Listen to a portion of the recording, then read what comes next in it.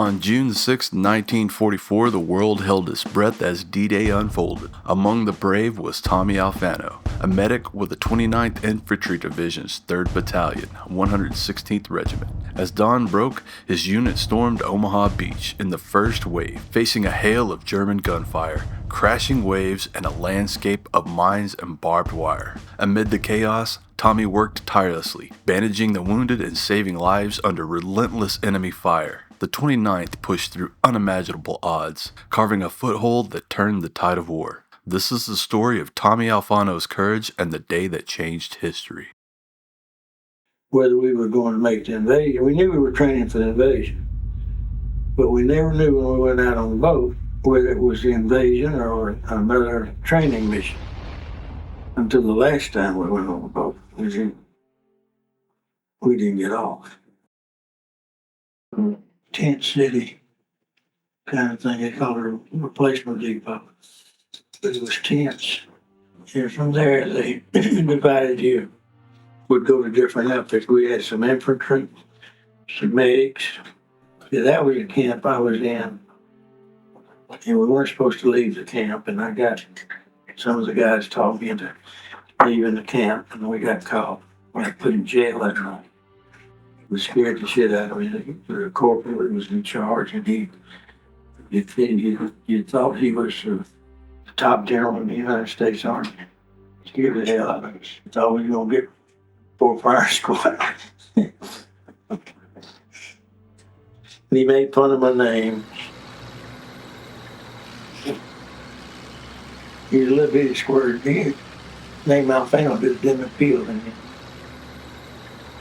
Was he from the south, the north, The next day, I don't know where he was from. The next day, they got us, we left the prison, went back to our units, and they started dividing us up into, I don't know if we went by train, probably went by truck.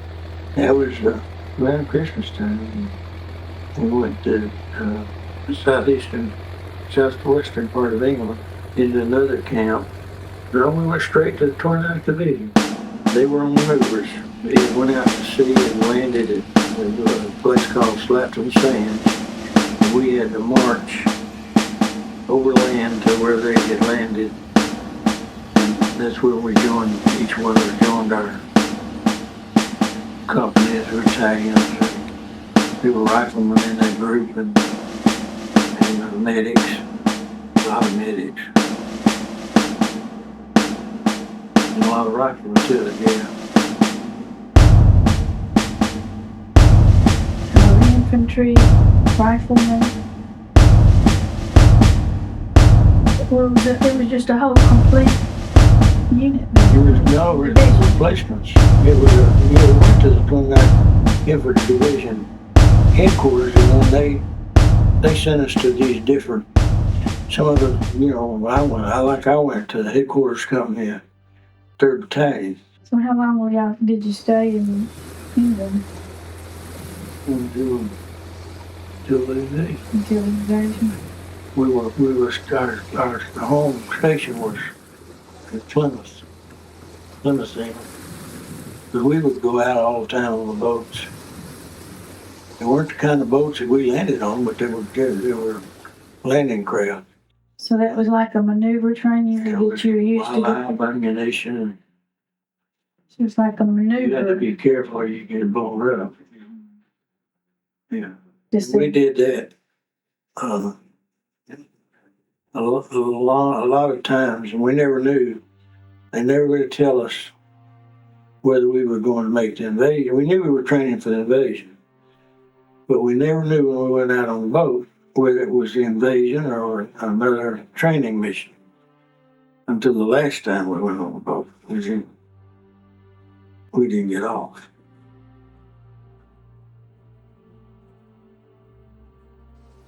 When we'd get on the boat, we'd land at Slapton Sands, and we'd march. We'd do all those forced marching things and inland,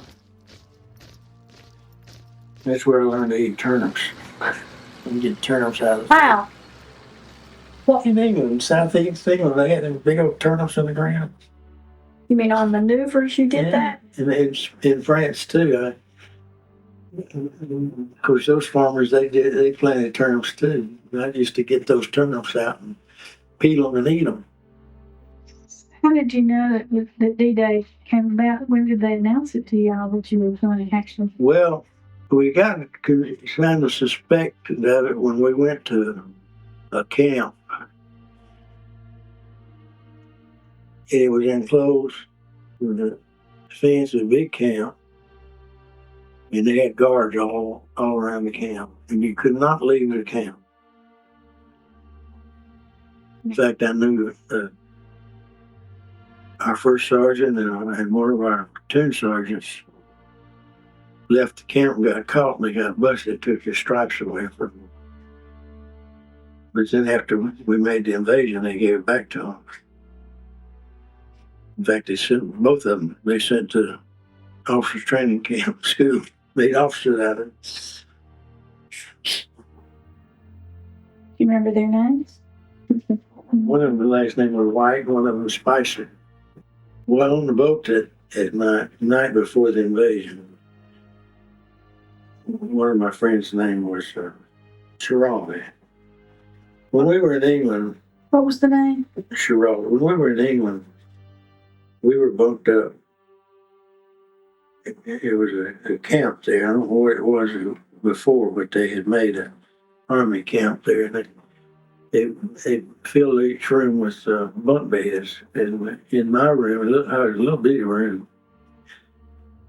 There were 6. I told you this before, but I think there were 6 of us in that room, and they became my real close friends. From this camp where they put us in, I don't remember how long we stayed there, but I remember what do they call it, USO troops, and in that troop was Joe Louis. I didn't get to see him because KP the night he was there. Invasion Day, D-Day declared. And They then didn't declare it. They put us on a boat. Of course, we all had an idea it was the real thing. Everybody was talking about it. But usually we'd go out on the ships and we'd turn around and invade the coast of England. But practice. this time we didn't turn around. So when you didn't turn around, what did you think? Well, we were out in the middle of the ocean. Did you get to see Eisenhower before I left? And he was saying goodbye to a lot of them. Y'all didn't get to see He him. went to he went to the airborne. The ship we went on, they trucked us from this little camp to the docks, and we went on a ship called the Charles Carroll. It was the first wave, Mary. The first ones that went. Our battalion was on the Charles Carroll. There were different battalions on different ships, but most of our battalion was on the Charles Carroll. And your battalion was 3rd Battalion. 3rd Battalion. So the Charles Carroll then took y'all to Omaha Beach. They took us out in the middle of the ocean. All right, from as close as they could get to the shore, and then that anchored down, and then y'all disembarked on little. Yeah, well, I didn't disembark. The salt boat I got on was still on the boat, Okay. hanging, and we loaded it from there. Some of them had to go down ropes, rope ladders to get in the boat. Everybody trained to go down rope ladders, but they put us in the boat on the ship and then lowered the ship down. And it was a different ship than what we've been practicing. We've been practicing on infantry landing ships, which had a big ship and they had ramps off the side and you'd go off the ramp. But these boats, the front end came down. They call them Higgins boats. And when we got in the water, then they would circle. And they circle to, like a wagon train would circle. These boats would circle. Circle the ship. Yeah. Until. Would circle with that unit, whatever units. These were combat infantry teams. They had medics. They had machine gun people. They had mortar people. Here on our boat, there was 4 or 5 medics. which consisted of a litter. I was on a litter squad and a first aid man, and all total there were usually 32 infantrymen on that, and they just scattered us among them. So in our boat was probably supposed to be 32 men, was probably more like 36 when after they loaded the boat. They had all these medics and they had to scatter out. And I got assigned to that boat. Me and three other medics. You remember the names of the other medics? Yeah. And one of them real good. He saved my butt. His name was Albert Sult. He was my sergeant. He was kind of the leader of the litter squad. Me and see the other two, I think Rotolo was in that group, and I think Giraldi was in that. Giraldi, okay. That'd be four of us, yeah. English Channel was very choppy. Very choppy. And y'all were bouncing to. Most guys only got sick and threw up in the boat. I didn't. I don't know why I didn't. I went deep sea fishing one time and got real sick. But I didn't get sick on that boat. Candy bar saved you, saved you. I'll be the green Italian. Who called you? Huh? They called you that on the fishing boat? Yeah, on the fishing boat. I'll be the green Italian. When y'all got near the beach, I know there was Pandemonium. The American ships were bombarding the beach, and then they stopped, and then your boats but went in. After the war, I learned that the bombers didn't hit on the beach. No. They hit too far in. And all the German troops were on the bluffs overlooking the beach and on the beach in trenches. But none of the shells they bombed the hell out of that place. But the bombs fell on the other side of where the Germans were. It just fell in open fields.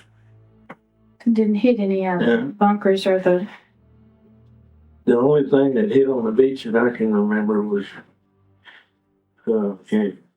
alongside our group. It was in our particular group was this rocket ship. It was a beautiful sight. All these rockets. The whole shipload, just rockets. Big open top boat when it was full of rockets. And they shot all these rockets. They were supposed to explode the mines on the beach and tear up the barbed wire and stuff. The stuff, the strong points on the beach. Although it made a lot of noise and didn't do nothing. Because after it quit shooting, because the Germans just came out, they were in holes. It didn't hardly hurt them. After the shelling quit, they just came out and took positions along the bluffs and the trenches and had a turkey shoot.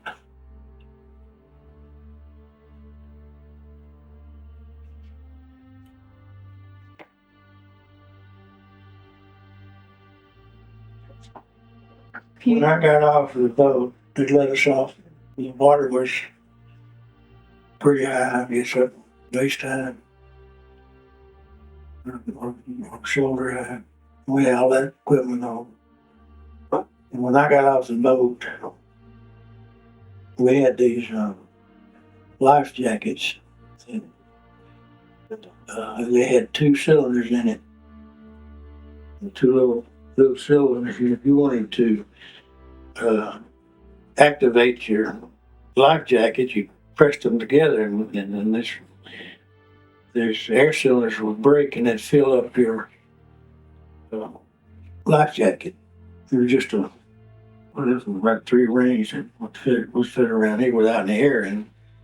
You didn't put air in unless you needed it. And first time again, well, when I got off the boat, I had so much equipment on, my air cylinder broke. And they had all this equipment on, and it made me kind of, I couldn't hardly move. So I hollered, my sergeant had already got off the boat. And I hollered, and he turned around and he came back to me and took his knife, and I, kind of showed him what my problem was. He saw my problem, I couldn't breathe. And he cut that life jacket off of me.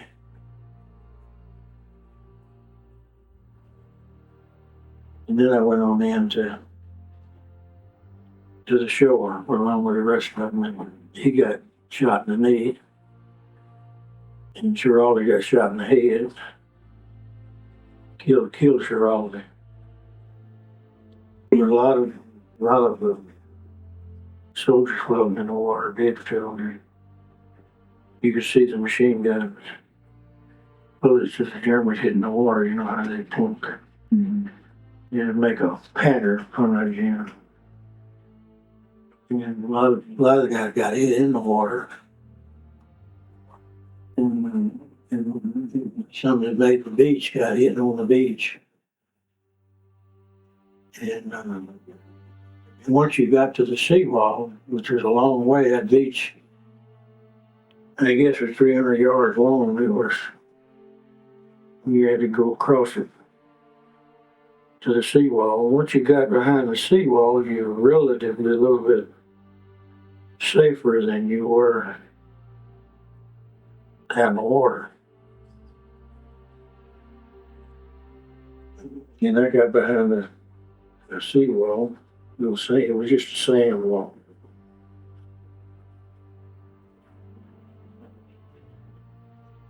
Me and another medic, he didn't land in our boat, but he landed on another boat, but ended up where I was. We dug a hole right there on the beach. We call it a slit trench. Not a foxhole, but a long, narrow trench. So we could stay out of the small arms fire. And we worked out of there when wounded people would come up. We would do what first aid would come. Me and him worked together that day. They were dead bodies floating in the water and up on shore. Nobody to go get them because you couldn't get out there. You get cut down. They had machine guns covering the beach like a blanket. And you could see, like from our boat, we could look at another boat landing. And we could see soldiers as a ramp went down.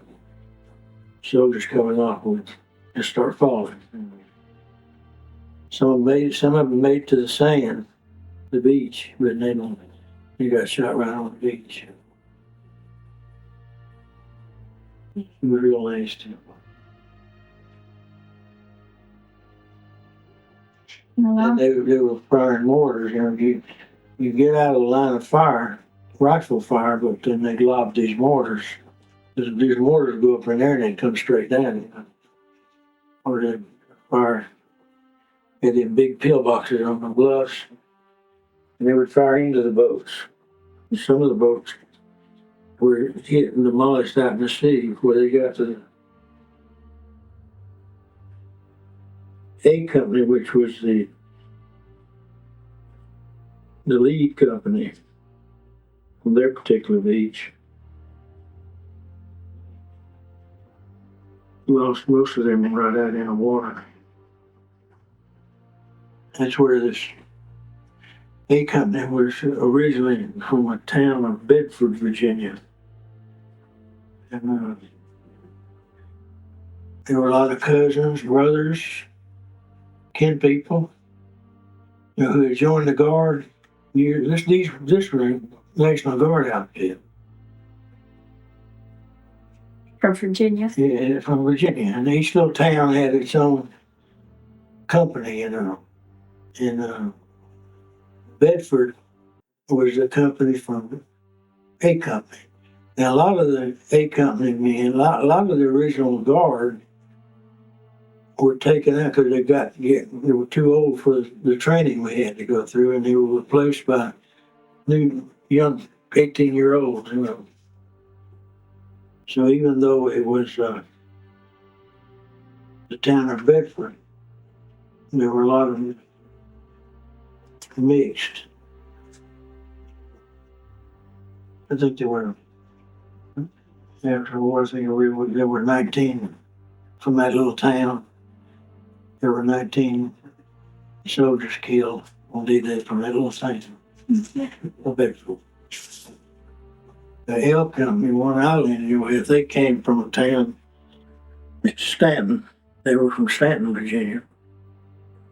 And sometime through the war, I served with all the companies. M Company was from Emporia, Virginia. That's the reunion we go to every year. Yeah. M Company. And L Company never had a reunion. I Company never had a reunion. How many companies are in the war company? L, M, K, and I.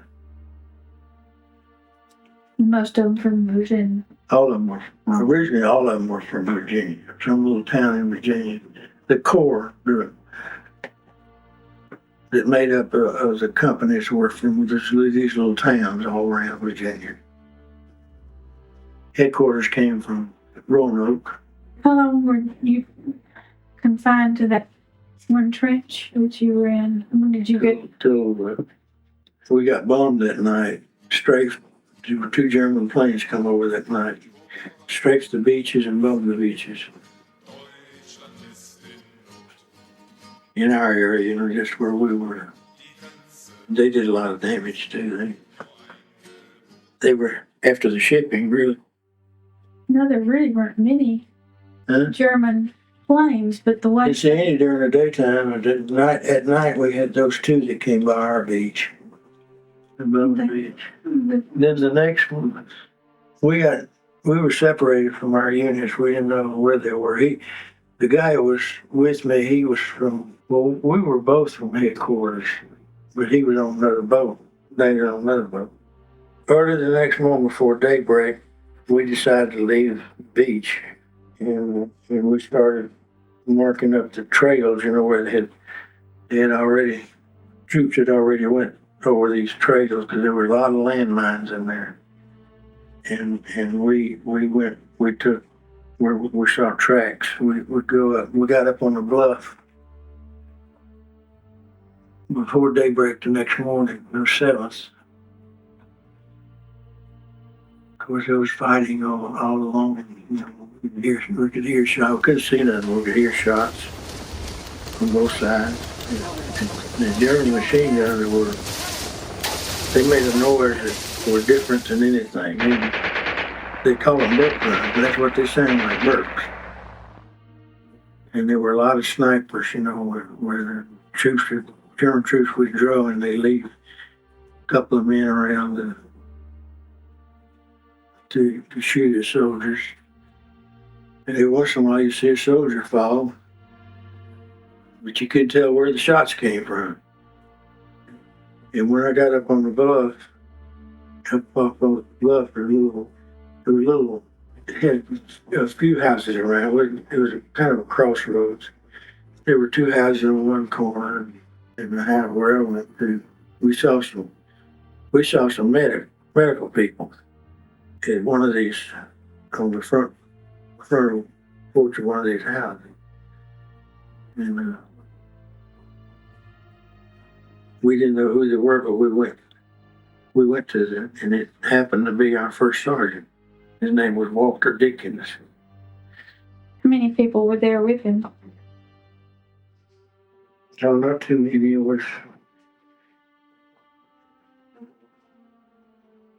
There was some medics and people from headquarters, 116th Infantry. And went up to see if he knew where his 3rd Battalion was. And when I got there, he didn't know, but he said, 1st Battalion needs some medics. The other guy didn't go, but he told me to go to the 1st Battalion. They had started picking up stragglers, remnants of A Company and B Company, which was all tore up on the beach. And the Ranger Battalion that landed on the beach. There was a Ranger Battalion that went over the cliffs, and there was a Ranger Battalion that landed on the beach with us. And they were part of the 116th Infantry Combat Team, both of them. They were under the 116th Command. And they took remnants of these units were all A and B Company, and the Ranger Battalion were all cut up. And then they put them with some other men to make an attack to the what would be the east. In other words, we attacked the troops that were fighting the Rangers on Point de Hope, where they went over the cliffs. We attacked that German force from the rear, and we defeated them, and they withdrew. But it was just a bunch of men together that survived the beach. And the guy that was in charge of that, they didn't have, the 1st Battalion didn't have no officers, hardly any officers left. They did have they had the colonel of the 1st Battalion was still, he didn't get wounded, or didn't get hit. And the executive officer, who was 2nd in command, his name was Tom Dallas. He was a major, and he took all his troops, and we attacked the German forces behind Point de Hope, and we lost a lot of men in that attack.